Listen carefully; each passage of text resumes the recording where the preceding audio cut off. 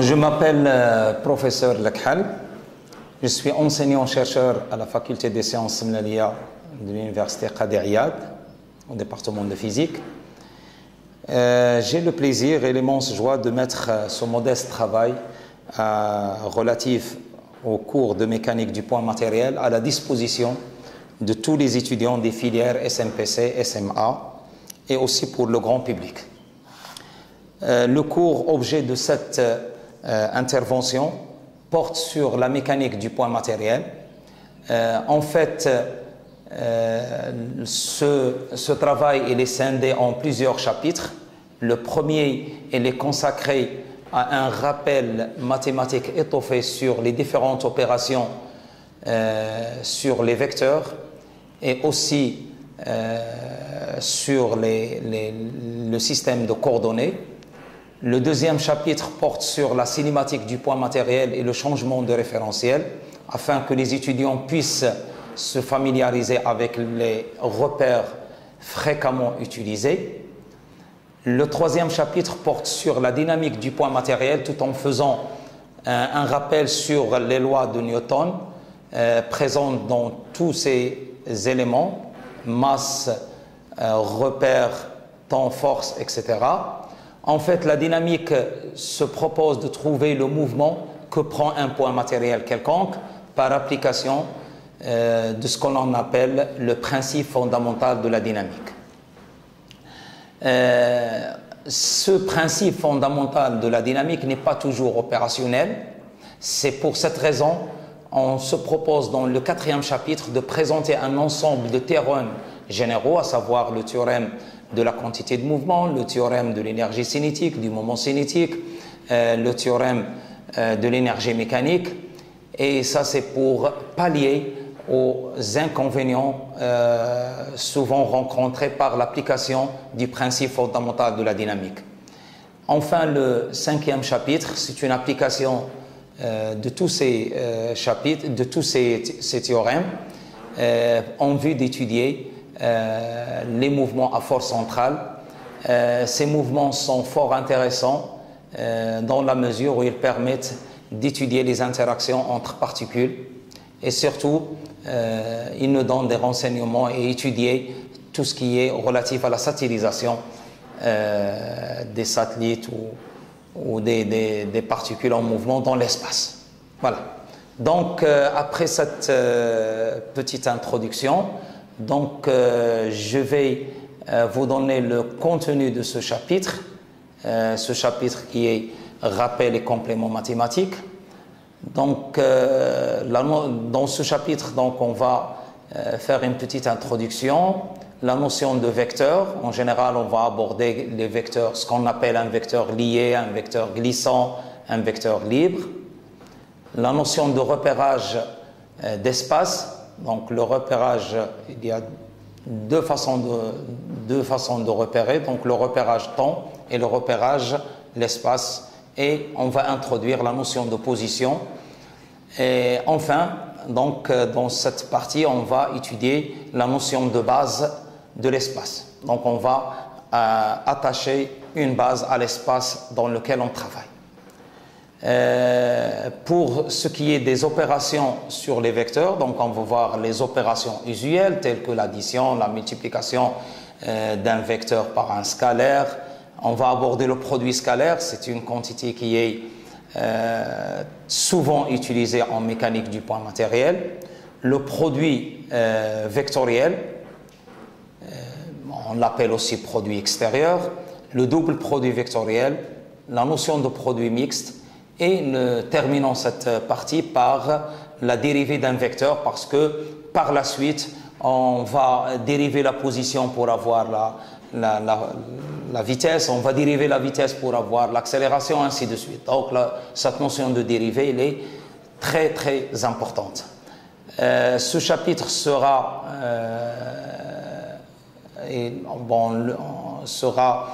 terminé par une étude des systèmes de coordonnées usuellement rencontrés. Et donc, on va voir la notion de coordonnées cartésiennes, de coordonnées cylindriques et la notion de coordonnées sphériques. Voilà, donc on va démarrer notre premier chapitre. Donc avant d'aborder l'étude des mouvements de points matériels, il est intéressant d'apporter les outils mathématiques nécessaires au développement des calculs qu'on rencontre souvent dans la mécanique du point matériel. Pour cette raison, donc on désigne par E l'espace affine de dimension 3 associé à un espace vectoriel de même dimension.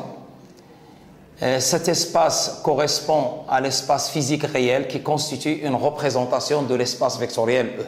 Bon, c'est des notions mathématiques. Et tout de suite, donc, je vais enchaîner par la notion de vecteur. En général, un vecteur, c'est une grandeur caractérisée par 4 propriétés.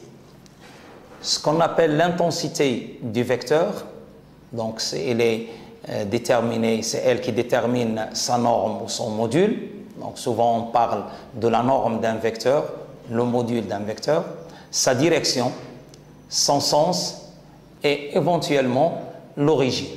Et ceci, lorsqu'on parle d'une origine d'un vecteur, c'est surtout lorsqu'on a ce qu'on appelle des vecteurs liés.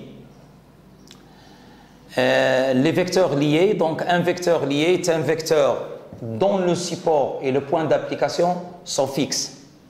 Exemple, le vecteur vitesse, parce que lorsqu'on parle de vecteur vitesse, on ne parle de vecteur vitesse que lorsqu'il est lié à une particule, donc à un point donné. Les forces appliquées, aussi lorsqu'on parle de force appliquée à un point matériel, donc cette force elle est appliquée en un point donné. Donc les vecteurs vitesse, les vecteurs accélération par exemple, les vecteurs force, ça entre dans la gamme des forces, des vecteurs liés. Un vecteur glissant, donc il y a aussi ce qu'on appelle les vecteurs glissants, ils sont caractérisés par son module, son sens et son support, mais le support c'est une droite, donc c'est l'ensemble des vecteurs qui glissent sur une même droite, c'est-à-dire qu'ils ont une direction donnée suivant la droite de support delta. Enfin, donc, il y a troisième gamme de vecteurs, c'est les vecteurs libres. Et un vecteur libre est un vecteur dont le support et le point d'application ne sont pas fixes. Donc, contrairement à ce qu'on avait vu pour les vecteurs liés. Donc, il existe une infinité de points de configuration de vecteurs libres dans l'espace E. Toutes ces représentations vectorielles sont équivalentes au vecteur par exemple AB qu'on représente ici. Donc tous les vecteurs qui sont parallèles à ce vecteur AB donc définissent ce qu'on appelle des vecteurs libres dans l'espace. Une remarque importante, lorsqu'on a un vecteur AB, donc c'est un vecteur dont l'origine est le point A, l'extrémité c'est le point B, donc c'est comme ça qu'on lit ou bien qu'on comprend lorsqu'on donne un vecteur AB, c'est-à-dire que A c'est l'origine du point, B c'est l'extrémité du point et le sens c'est de A vers B. Deux directions est celle de la droite support qui porte le vecteur et son module c'est tout simplement, donc on l'avait dit, c'est la distance entre le point A et B. Donc elle est représentée par la norme du vecteur AB. Toutes les grandeurs vectorielles qu'on va rencontrer, elles dépendent normalement de repères d'observation, à savoir la vitesse, l'accélération. Ce sont toutes ces grandeurs, elles dépendent dans le repère d'observation dans lequel on travaille. Cependant, il y a des grandeurs qui ne dépendent pas de ce repère d'observation et ces grandeurs s'appellent ce sont des scalaires comme la masse, la température, etc. Donc il y a les grandeurs vectorielles, elles dépendent du repère, mais les grandeurs scalaires n'en dépendent pas de ce repère. Pour cela, donc, on va définir ce qu'on appelle la notion de repérage. En général, la connaissance du mouvement d'un point matériel revient à déterminer ses positions en fonction du temps. Donc, il faut faire un repérage des positions et du temps. Donc pour le repérage des positions, donc, on utilise un système de coordonnées. Et pour le repérage du temps, donc, souvent on utilise une horloge pour déterminer le temps. Le repérage de l'espace du temps. Donc il est indiqué par une horloge dont l'unité de mesure de temps est la seconde. Souvent, donc c'est l'unité qui est connue à l'échelle du système international. En ce qui est repérage des positions, donc elle est donnée par un référentiel et un système de coordonnées. On appelle repère d'espace au trièdre. Donc à partir de maintenant, donc, on va définir un repère d'espace ou un trièdre. Donc c'est un ensemble de 3 vecteurs, un ensemble de 3 vecteurs ou 3 axes non coplanaires, à savoir l'axe OX, OY qui définissent le plan horizontal et un axe OZ qui définit la direction verticale. Le point O, il est appelé origine du repère, donc le point O, il est appelé origine du repère. Et le repère, il est noté, on le note R, O, X, Y, Z, c'est-à-dire O, l'origine du repère, et X, Y, Z, ce sont les axes. Ce trièdre, il est dit tri-rectangle, c'est-à-dire que les axes, tous les axes forment entre eux des angles 90 degrés, c'est-à-dire que les axes sont perpendiculaires, 2 à 2, et le trièdre, il est direct si ces axes obéissent à la règle du tire-bouchon ou la règle des 3 doigts. Donc, on part de X vers Y, donc de l'axe OX, on trouve l'axe OY et on trouve OZ, donc c'est le sens du tire-bouchon. La notion de base de l'espace-position. Sur chaque axe du trièdre qu'on a défini, donc on va définir un vecteur unitaire de module égal à 1 qui indiquera l'orientation de l'axe. Par exemple, sur l'axe OX, donc on va prendre le vecteur I. Sur l'axe OY, on va prendre le vecteur J. Et sur l'axe OZ, on le représente par le vecteur K. Et ces 3 vecteurs, I, J, K, s'appellent des vecteurs unitaires portés respectivement par OX, Y, OZ. Et on dit que ces 3 vecteurs forment une base orthonormée du repère R, OX, Y, Z. Donc, par la suite, on s'intéresse aux bases orthonormées directes, c'est-à-dire que les vecteurs de cette base sont orthogonaux entre eux, unitaires, et forment un trièdre direct. Et donc, si je prends un point M dans l'espace, ce point M, il sera représenté par les coordonnées X, Y, Z. Donc, on prend le point M, on fait une projection dans le plan horizontal OXY, donc on trouve le point H, et le point H a pour coordonnées X, Y, Z est égal à 0. Donc la Z relative à H est égale à 0. Et donc pour remonter l'axe vertical, donc on ajoute, on fait la projection de M sur l'axe OZ, donc pour avoir la hauteur Z. Donc le point OM, on peut le définir comme étant le vecteur OM est égal à XI plus YJ et plus ZK. Donc après cette petite introduction plus ou moins mathématique sur les vecteurs et sur l'ensemble, la variété de vecteurs qu'on peut rencontrer, sur le repérage dans le temps, dans l'espace, nous passons en revue de certaines opérations nécessaires, souvent rencontrées en mécanique du poids matériel.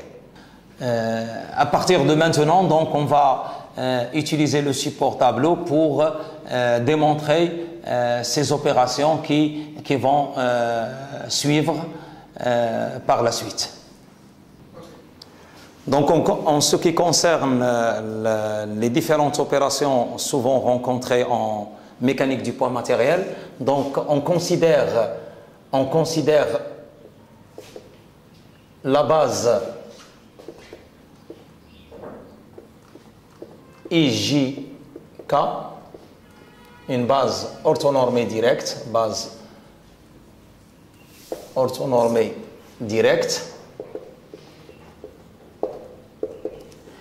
et je considère un vecteur U, soit U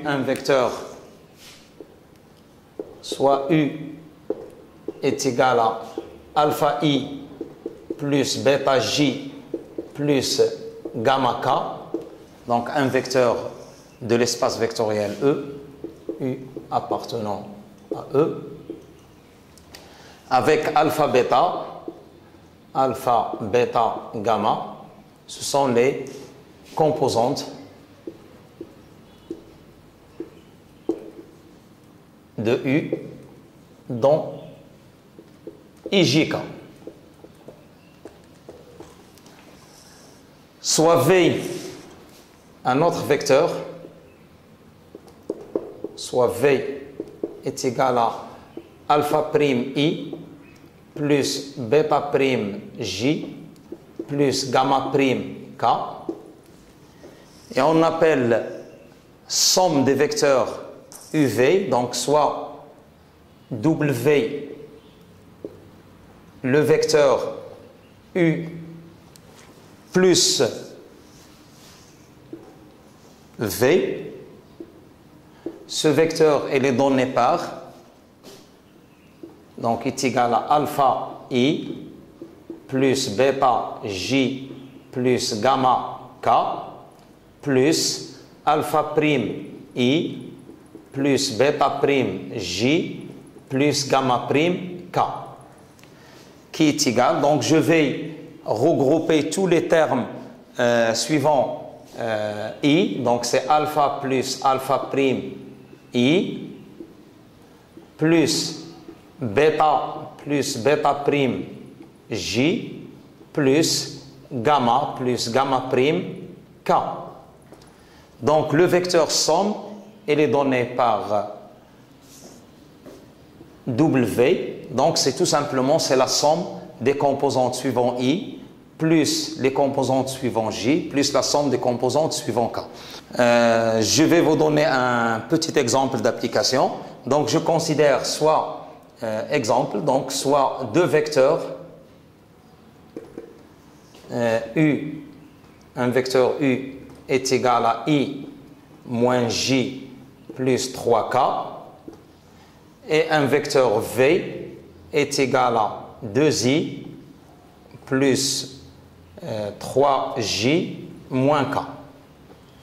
Donc le vecteur W, il est égal, donc le vecteur, donc on a I plus 2I, c'est 3I, et on a moins J plus 3J, c'est plus 2J, et on a 3K moins K, c'est plus 2K.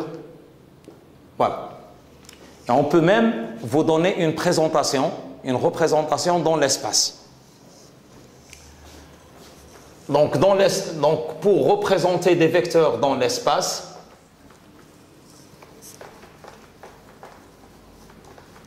comment on peut représenter un vecteur? Donc je considère par exemple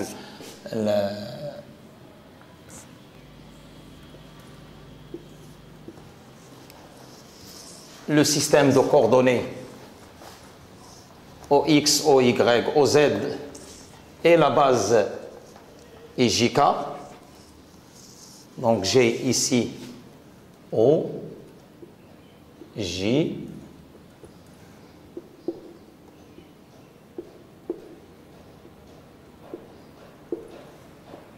Z. Par exemple, je vais représenter le vecteur U est égal à I plus J plus 2K. Par exemple, comment je peux représenter ce vecteur dans l'espace? Donc je vais prendre I. Donc voilà I, le vecteur I. Donc je vais tracer, au départ, je vais tracer le vecteur I plus J et je vais lui ajouter le vecteur 2K. Donc je trace le vecteur I plus J. Donc voilà, donc je prends I, je mène la parallèle à l'axe OY, je prends le vecteur à partir de J et je mène la parallèle à l'axe OX. Donc voilà le vecteur I plus J. Ça c'est le vecteur. Ce vecteur c'est I plus J. Et par la suite, pour ajouter 2K, donc je vais prendre le vecteur 2K. Voilà 2K. Donc voilà le vecteur 2K. Et je vais l'ajouter à ce vecteur I plus J. Donc je mène la parallèle à partir de l'extrémité de ce vecteur à l'axe OZ. Donc voilà, donc je mène la parallèle comme ça. Et à partir de l'extrémité du vecteur 2K, je mène la parallèle au vecteur IJ. Voilà. Et par conséquent, donc le vecteur, ça c'est le vecteur. Donc comme si je trace des parallélogrammes. Donc voilà le vecteur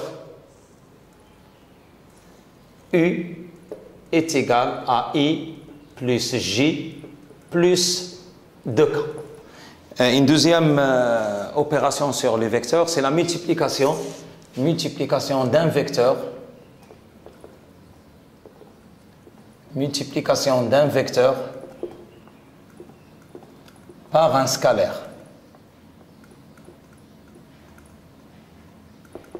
Donc, pour effectuer cette opération, on considère un vecteur U est égal à alpha I plus bêta J plus gamma K. Et je vais considérer un scalaire lambda appartenant à R. Donc, ça peut être un scalaire quelconque. Et on définit le vecteur W est égal à lambda U comme étant le vecteur lambda alpha I plus bêta J plus gamma K qui est égal à lambda alpha I plus lambda bêta J plus lambda gamma K. Donc je peux écrire aussi, c'est un alpha prime I plus bêta prime J plus gamma prime K, c'est aussi, donc c'est un vecteur aussi. C'est un vecteur de E.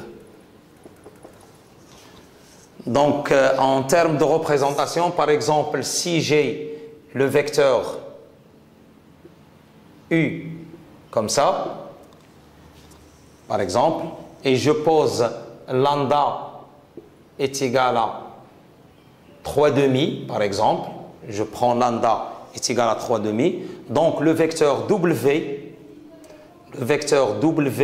qui est égal à lambda U, il se représente comme ça, donc je vais prendre, donc ça c'est U,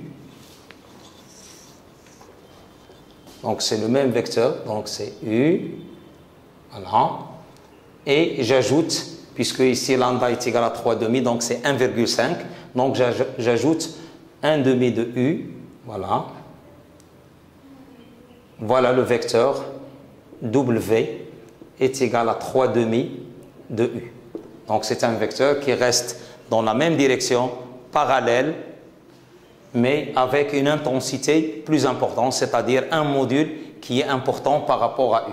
Donc c'est-à-dire que le module de U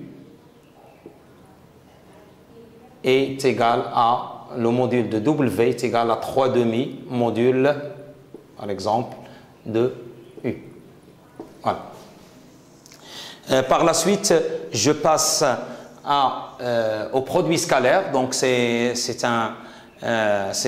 une opération souvent rencontrée en mécanique du point matériel.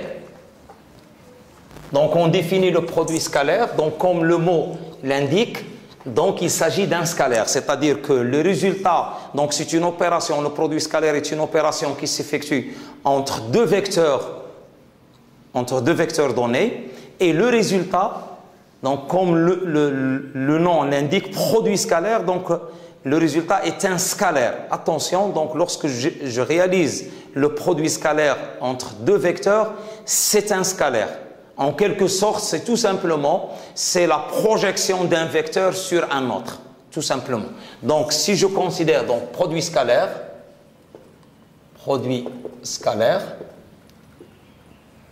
si je considère un vecteur U est égal à alpha I plus bêta J plus gamma K, et je considère un vecteur V est égal à alpha prime I plus bêta prime J plus gamma prime K.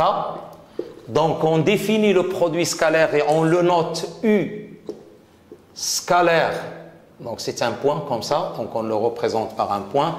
U scalaire V est égal tout simplement alpha I plus bêta J plus gamma K scalaire alpha prime I plus bêta prime J plus gamma prime K. Attention, nous on a défini IJK comme étant une base orthonormée directe. Qu'est-ce que ça veut dire ceci? IJK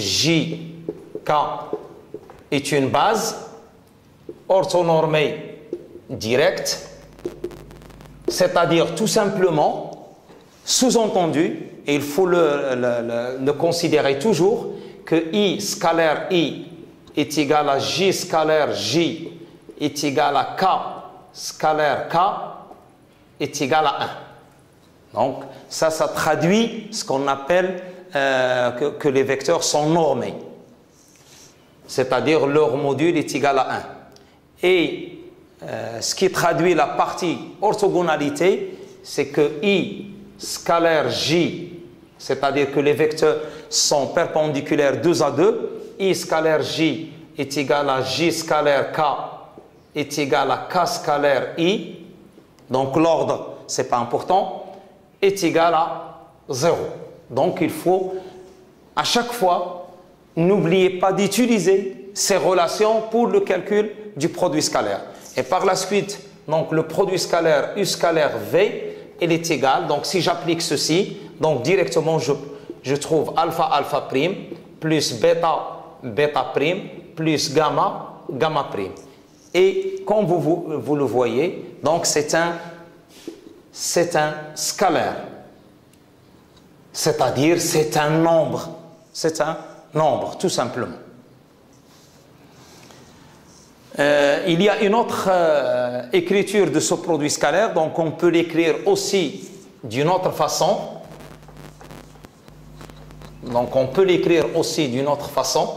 Donc si je prends deux vecteurs quelconques, donc soit U et V appartenant à l'espace E, donc U scalaire V, donc on peut l'écrire comme étant d'une autre façon, c'est le module de U qui multiplie le module de V et qui multiplie le cosinus de l'angle entre les vecteurs U et V. Donc ça, c'est une autre écriture du produit scalaire. À titre comme remarque, si je prends un vecteur U, par exemple, et je veux calculer le produit vectoriel de U, le produit scalaire U, scalaire U,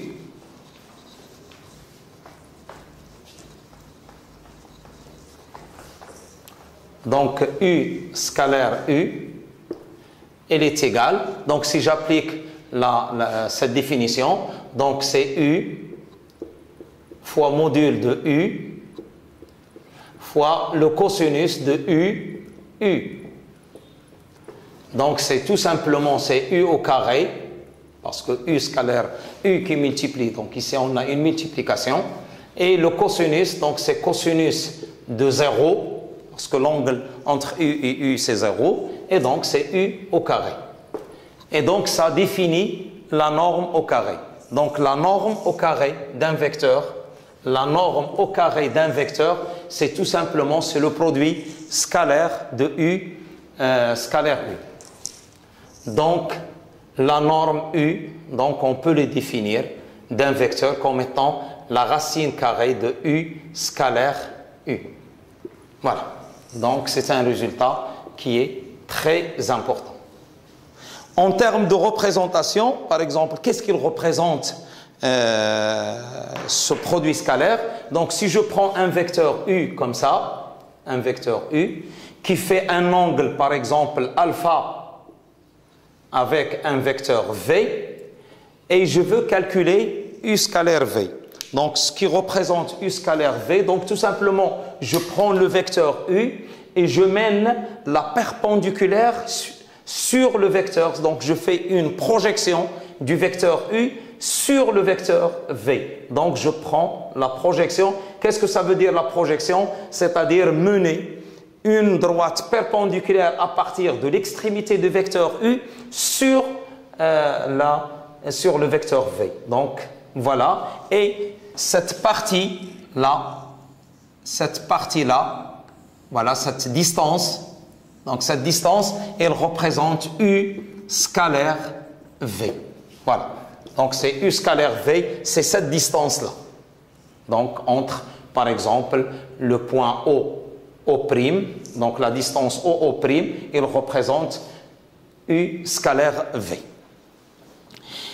Et ce produit vectoriel, il peut aussi ce produit scalaire, il peut aussi nous donner, par exemple, la possibilité de déterminer un vecteur normé ou le vecteur unité d'un vecteur quelconque.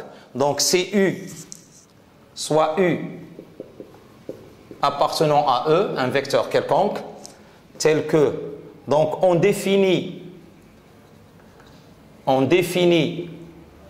le vecteur normé de U, et je le note un vecteur quelconque normé, donc que je vais noter U VU par exemple, VU est égal à U sur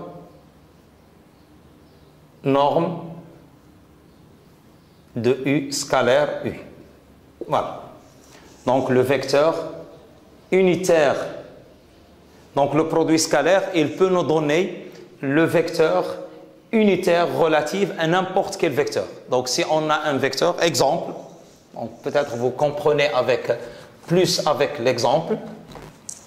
Si je donne un vecteur U, par exemple, si je donne un vecteur U est égal à I plus J plus K, et on vous demande de déterminer le vecteur normé relatif au vecteur U. Donc je vais le noter V indice U, donc vecteur normé relatif à U. Donc on le définit comme étant VU est égal, comme on a dit, c'est U, donc c'est I plus J plus K sur la racine carrée de la norme de norme au carré, ou bien U scalaire U. Donc U scalaire U ici, donc c'est I scalaire I plus J scalaire J plus K scalaire K, donc est égal à I plus J plus K sur racine carrée de 3. Donc ici on a 1 plus 1 plus 1. Donc c'est racine de 3. Donc voilà le vecteur normé du vecteur U défini par I plus J plus K. Maintenant, par exemple, à partir de ce produit vectoriel, de ce produit scalaire, on peut déterminer aussi l'angle qui existe entre les vecteurs. Par exemple, si on a soit U et V appartenant à E, tel que U par exemple comme ça et V comme ça, donc avec un angle alpha. Et donc comment on peut déterminer, comment on peut calculer alpha. Donc comment on peut calculer alpha? Eh bien tout simplement alpha, donc on écrit U scalaire V est égal à norme de U, norme de V, cosinus de U, V. Ça, c'est la définition du produit scalaire. Donc, ce qui implique que cosinus de alpha, il est égal à U scalaire V sur module de U, module de V. Voilà. Donc, ça permet aussi de calculer l'angle entre deux vecteurs donnés. Bon, maintenant, on passe au produit vectoriel. Produit vectoriel. Donc, comme le mot l'indique, donc, ou bien son nom l'indique, donc c'est un vecteur. Donc, le produit vectoriel, donc c'est une quantité vectorielle déjà. Donc, il est défini entre deux ou plusieurs vecteurs, défini à partir de deux ou plusieurs vecteurs. Et le résultat, c'est toujours, on obtient un vecteur. Donc, le résultat est un vecteur. Donc, je considère soit U est égal à alpha I plus bêta J plus gamma K, et soit V', soit V, un vecteur défini par alpha prime plus bêta prime J plus gamma prime K. Par définition, le produit vectoriel U noté comme ça, U vectoriel V, il est défini par un vecteur. Déjà, la particularité de ce vecteur, donc je vais le noter W. Donc, ce vecteur W, qui est le résultat entre U vectoriel V, est un vecteur qui est perpendiculaire à U. En même temps, ce vecteur W, il est perpendiculaire à V. Donc, c'est un vecteur W est perpendiculaire au plan formé par les vecteurs UV. Donc, c'est un vecteur qui est perpendiculaire au plan. Par exemple, si je prends un vecteur U comme ça, U, un vecteur V comme ça, donc je trace le plan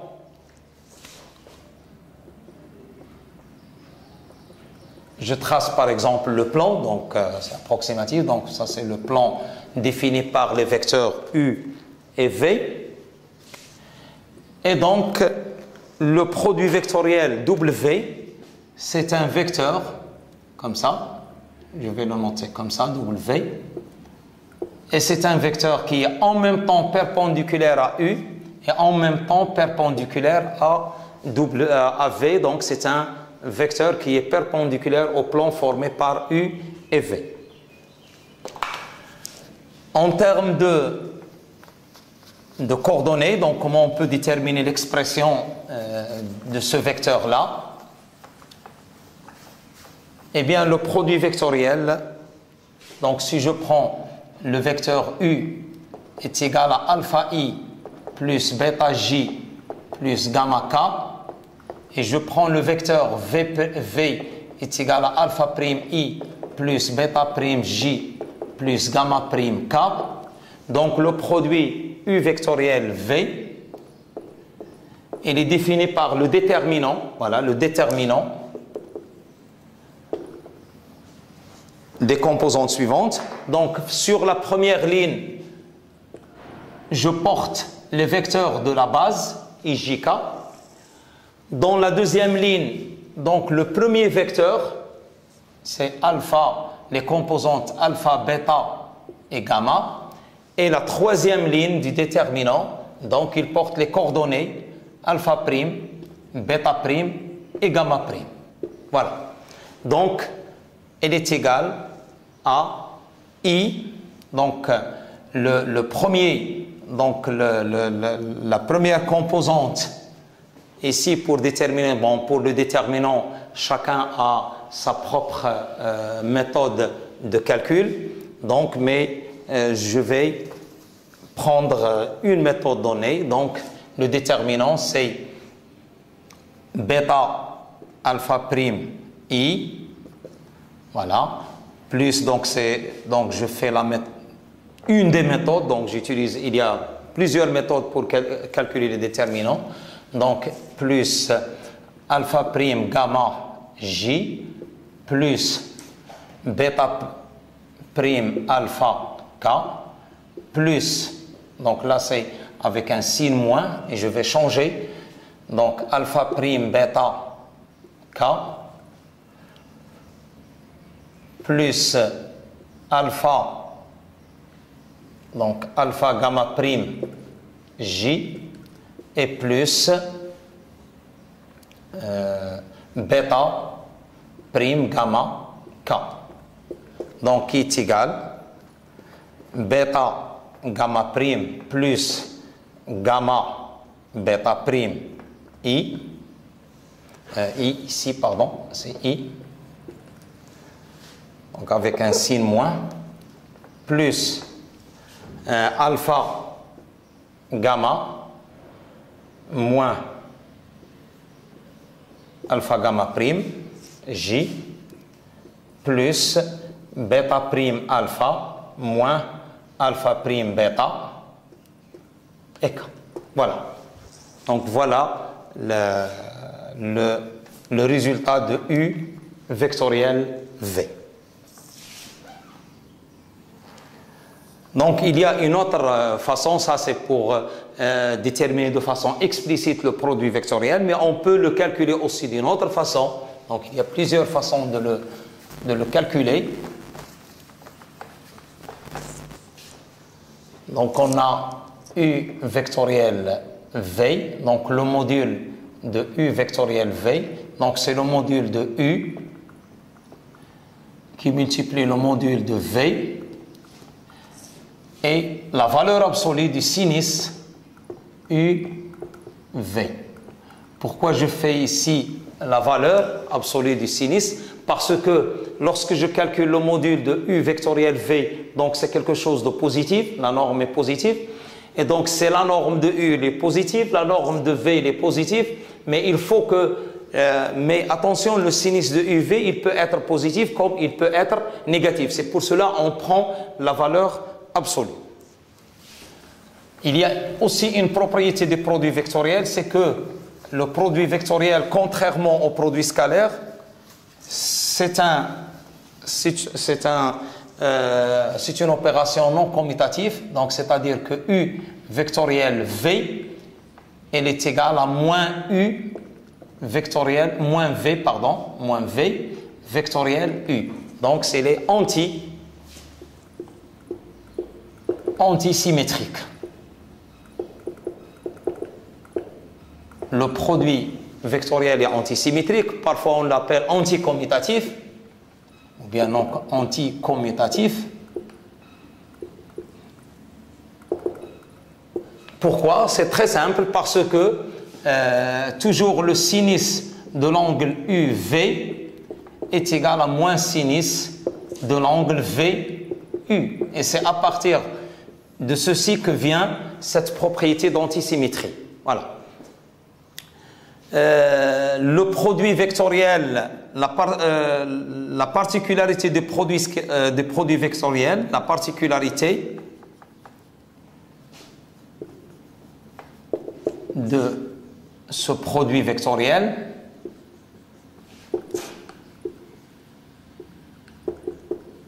c'est qu'il définit, ça c'est très important, il définit la surface d'un plan défini par deux vecteurs. Défini par deux vecteurs donnés. Deux vecteurs donnés.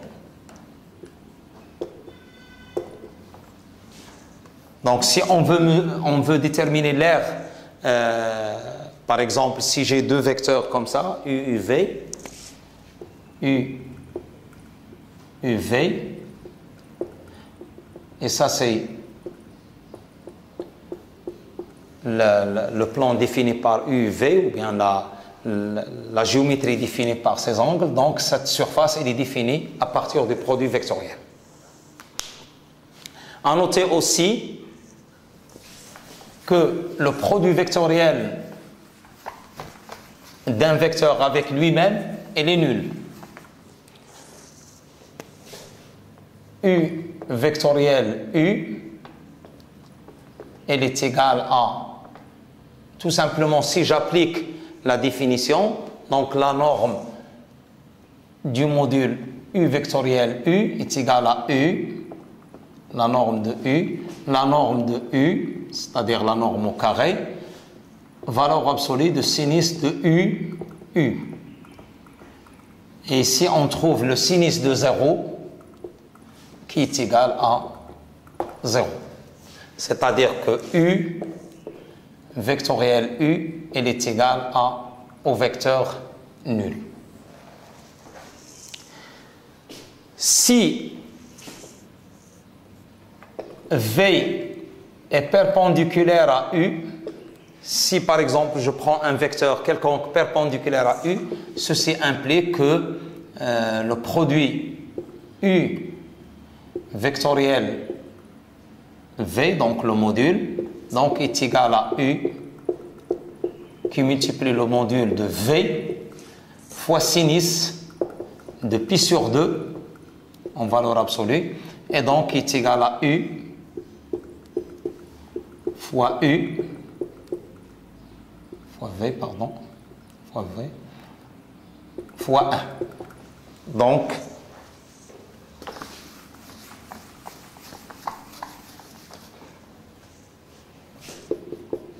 U vectoriel V est égal à U fois V.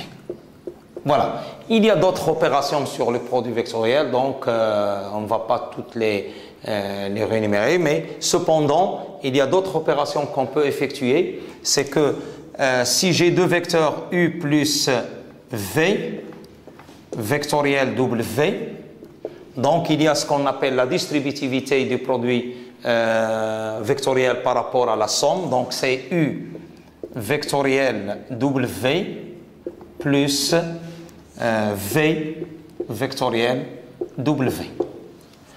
Aussi, il y a, si j'introduis une grandeur lambda U vectoriel V, donc je peux l'écrire, c'est lambda U vectoriel V. Aussi, je peux l'écrire U vectoriel lambda V. Donc, toujours, j'obtiens la même quantité vectorielle. Donc, soit U, V et W appartenant à E3, donc l'espace de dimension 3. Donc, U vectoriel V vectoriel W, c'est ce qu'on appelle le double produit vectoriel, c'est-à-dire on a appliqué le produit vectoriel deux fois. C'est ça le double produit vectoriel. Il donne un autre vecteur que je vais noter un vecteur Z, parce que j'ai dit lors de la définition du produit vectoriel, il donne un vecteur et c'est le produit vectoriel est défini entre deux vecteurs ou plusieurs. Et tout le temps, il donne un troisième vecteur. Donc, le vecteur Z, il est perpendiculaire à U. et le vecteur Z, il est perpendiculaire au plan formé par V et W. C'est-à-dire qu'il est perpendiculaire à U, à V, à W. D'accord? Et c'est le produit vectoriel, il est défini de la façon suivante, c'est-à-dire U vectoriel V vectoriel W, donc il est égal à U scalaire W fois le vecteur V moins U scalaire V fois le vecteur W. Voilà. Donc c'est comme ça qu'on le détermine.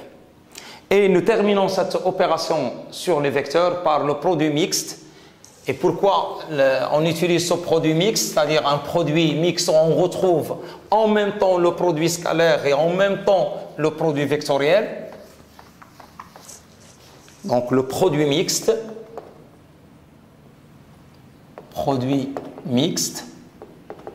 entre vecteurs, entre trois vecteurs, je ne peux le définir qu'entre trois vecteurs, donc je vais le noter U scalaire V vectoriel W, comme ça. Donc normalement, V vectoriel W, il donne un vecteur, par exemple ici, que je note Z, et U scalaire Z, donc c'est un scalaire.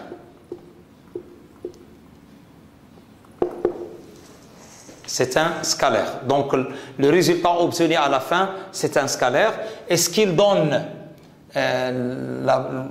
l'utilité physique du calcul de ce produit mixte, l'utilité physique, c'est qu'elle permet, ce produit mixte, de définir le volume. Donc il définit le volume du parallélogramme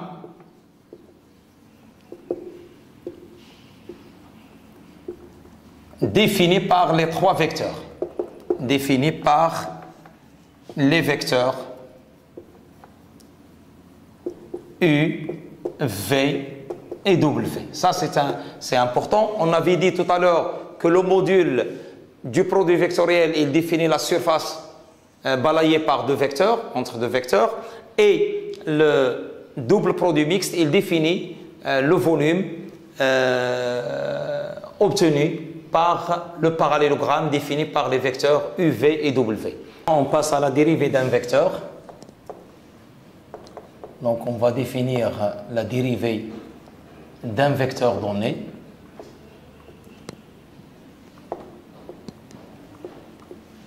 Donc pour cela, je vais considérer une trajectoire, un point qui se déplace, un point M qui se déplace dans une trajectoire donnée. Donc je considère un système de coordonnées OX, Y et Z par exemple. Et je vais considérer une trajectoire, une courbe sur laquelle se déplace un point M. Donc voilà, je considère la position du point M à l'instant T. Donc U de T, donc c'est le point M à l'instant T. Et je considère, plutôt il vaut mieux que je le représente plus, donc U de T, et un autre vecteur un instant ultérieur, U de T plus dt. Donc ici le point M à l'instant T, ici le point M' à l'instant T plus dt. Donc comment je peux définir la dérivée d'un vecteur? Eh bien d de U sur dt, elle est définie par la limite quand delta t tend vers 0, ça c'est la définition mathématique de la dérivée. Donc c'est la limite quand delta t tend vers 0 de u à l'instant t plus delta t moins u à l'instant t sur delta t. Donc ça donne un vecteur parce que la dérivée ici d'un vecteur, ça donne un vecteur parce qu'on a ici une soustraction de deux vecteurs qui donne un vecteur. Donc c'est un vecteur. Donc on peut le définir aussi. Donc si je pose u de m, u de t est égal à OM, c'est la position du vecteur du point M à l'instant t, et u de t plus dt est égal à OM',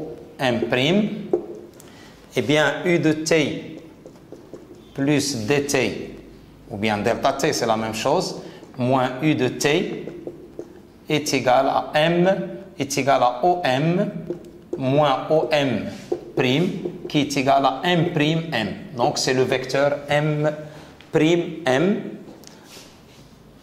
Voilà, donc voilà le vecteur M'.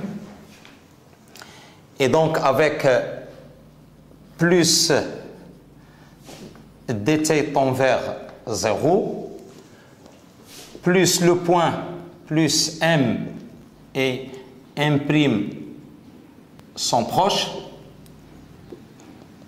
donc le vecteur M' est tangent à la courbe C. Il est tangent à C.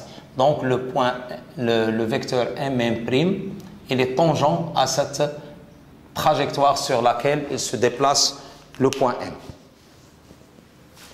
Donc maintenant on va donner quelques propriétés sur la dérivée.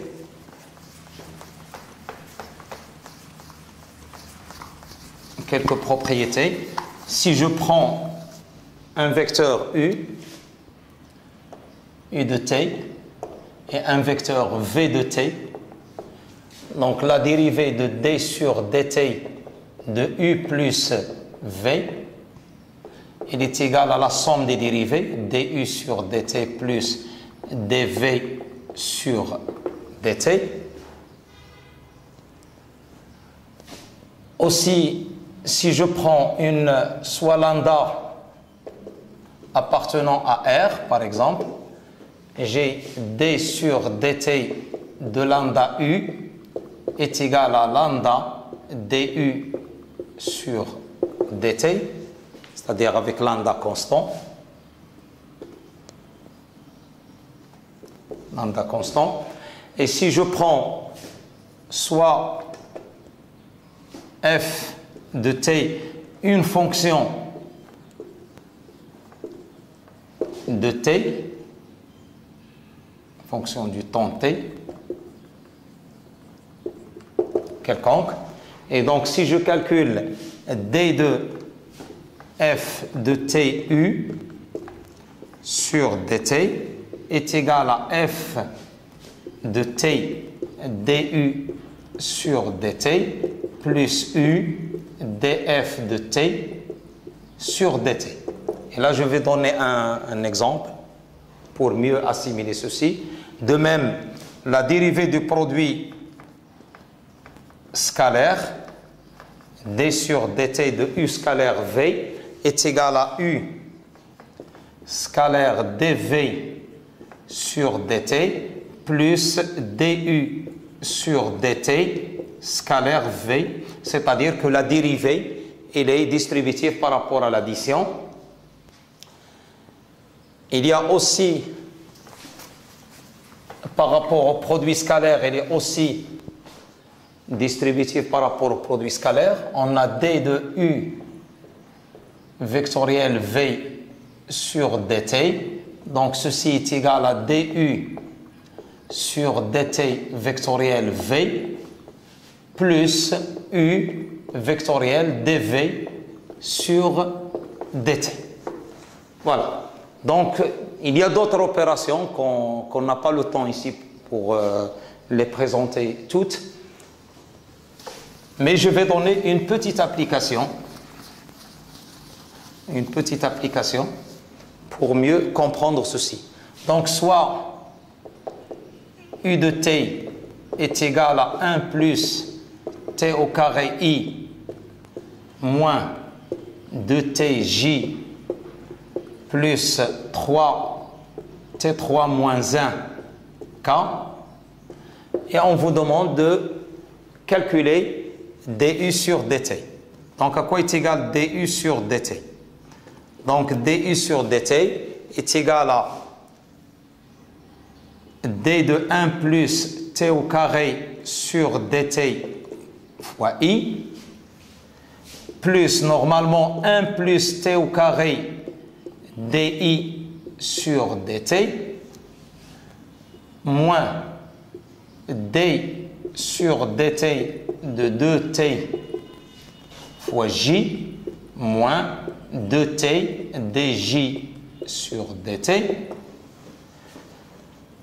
plus d de 3t3 moins 1 sur dt k, et plus 3t au carré moins 1 dk sur dt. Ça, c'est le calcul rigoureux. Avec, bien sûr, di sur dt est égal à 0, dj sur dt est égal à 0, et dk sur dt est égal à 0 parce qu'on a considéré une base fixe, donc ijk base fixe. ijk base fixe de E, de l'espace vectoriel E. Donc ce qui reste, c'est tout simplement, on va dériver que les fonctions scalaires.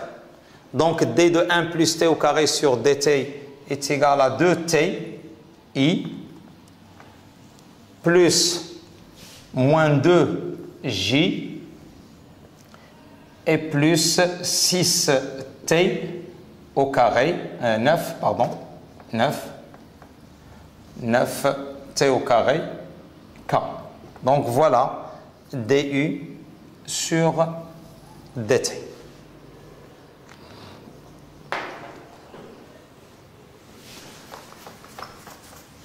Une relation très importante qu'il faut retenir, c'est que toujours le vecteur est perpendiculaire à sa dérivée. N'importe quel vecteur, il est perpendiculaire au vecteur dérivé. C'est-à-dire, si on prend u de t appartenant à E,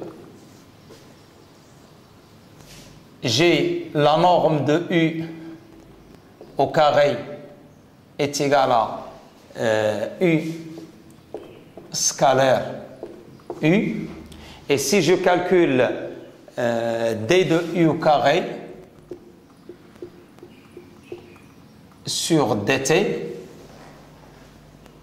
elle est égale à 0, qui est égal à U du sur dt plus du sur dt scalaire U, et ceci est égal à 2U scalaire du sur dt, parce que le produit scalaire il est commutatif, donc je peux changer du sur dt avec U, et donc ce qui implique que U scalaire du sur dt, elle est égale à 0.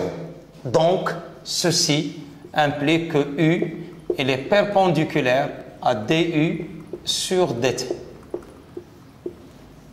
Bon, une chose que je voudrais mentionner, elle est très importante, et je l'avais dit au début de ce chapitre, c'est que, attention, ça c'est très important, la dérivée d'un vecteur du sur dt, en général, elle dépend du repère dans lequel on dérive, dans lequel est faite la dérivation, est faite la dérivée. Si je prends par exemple ce vecteur du, je l'exprime dans un Ceci, on va le voir par la suite lorsqu'on va aborder les systèmes de coordonnées, mais c'est très très important. La notion de la dérivée du sur dt n'est pas intrinsèque, n'est pas figée, il dépend fortement du repère dans lequel on fait la dérivée, et ceci contrairement aux quantités scalaires. Donc les quantités vectorielles, elles dépendent du repère dans lequel on fait la dérivation. Cependant, les quantités scalaires, elles sont indépendantes de ce repère. Par exemple, lorsque je dérive la masse, que je la dérive dans un repère R ou dans un repère R1 ou un repère quelconque, c'est toujours, j'obtiens la même chose.